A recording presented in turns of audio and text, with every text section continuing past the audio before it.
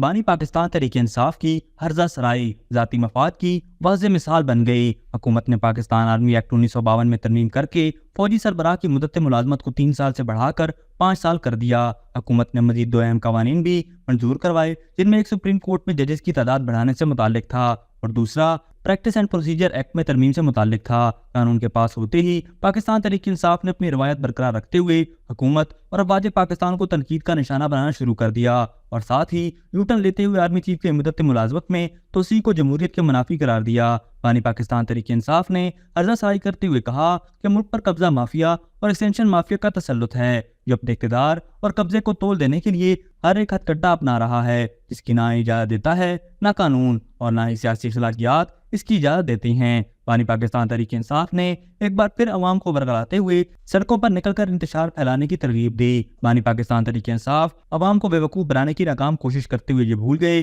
کہ انہوں نے خود اپنے دور حکومت میں اس وقت کے آرمی چیف کو توسیع دینے کا فیصلہ اپنی حکومت کے مفاد میں کیا تھا، اور اب جب صورتحال اس کے حق میں نہیں رہی، وہ اس فیصلے کو تنقید کا نشانہ بنا رہا ہے۔ اگر بانی پاکستان تحریک انصاف واقعی فوجی قیادت کی توسیع کے مخالف تھے تو انہیں اپنے دور حکومت میں اس وقت کے آرمی چیف کی مدت ملازمت میں توسیع کی منظوری دینے سے پہلے اس پر غور کرنا چاہیے تھا۔ توسیع دینے کے وقت بانی پاکستان تحریک انصاف نے یہ فیصلہ ملکی استحکام کے لیے ضروری قرار دیا تھا، لیکن اب جب ان کی سیاست اور حکومتی مفادات تبدیل ہو چکے ہیں، وہ اپنے اس فیصلے کو ناپسندیدہ سمجھنے لگے ہیں۔ اس کے علاوہ بانی پاکستان تحریک انصاف اور اس کے اتحادیوں نے خود بھی 26ویں آئینی ترمیم کی حمایت کی تھی، جو فوجی قیادت کی توسیع کے لیے قانونی جواز فراہم کرتی تھی۔ یہ فیصلہ اس وقت سیاسی مفادات کے تحت کیا گیا تھا۔ اب بانی پاکستان تحریک انصاف اس کا الزام دوسروں پر ڈال رہے ہیں۔ اگر توسیع ایک جمہوری عمل تھا تو بانی پاکستان تحریک انصاف خود اس کا حصہ کیوں نہیں بنے؟ اس کے موقف میں یہ تضاد واضح ہے کہ وہ خود اپنے مفادات کے لیے اس نظام کا حصہ بنا، اور اب جب ان کا مفاد متاثر ہو رہا ہے،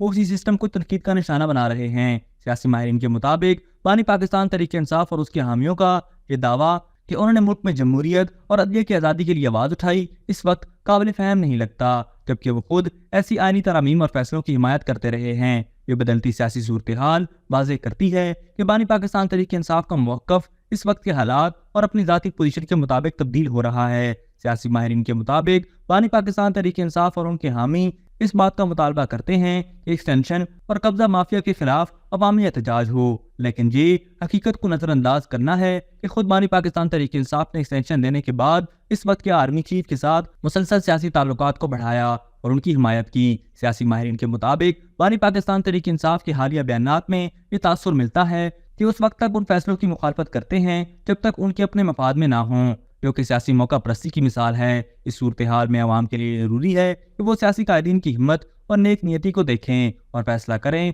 کہ کون ان کے مفاد میں واقعی کام کر رہا ہے اور کون محض اپنی ذاتی پوزیشن کے لیے موقف بدل رہا ہے۔ یاد رکھنا چاہیے کہ جمہوریت، قانون اور آئین کی حکمرانی صرف اس وقت تک قائم نہیں جب تک یہ کسی کے مفاد میں ہو۔ بانی پاکستان تحریک انصاف کی موجودہ پوزیشن سے یہ واضح ہوتا ہے کہ ان کے سیاسی فیصلے وقت اور حالات کے مطابق بدلتے رہتے ہیں، اور ان کی اس تبدیلی کے پیچھے ذاتی مفادات ہو سکتے ہیں، نہ کہ عوامی فائدہ۔ ابھی تک کے لیے صرف اتنا ہی۔ مزید دلچسپ اور تازہ ترین خبروں سے آگاہ رہنے کے لیے ہمارے چینل اسلام آباد انسائیڈر کو سبسکرائب کرنا مت بھولیے، اور اگر ہماری یہ ویڈیو آپ کو اچھی لگی ہے تو اسے لائک کر دیں اور اپنی قیمتی رائے کا اظہار نیچے دیے گئے کمنٹ سیکشن میں ضرور کریں۔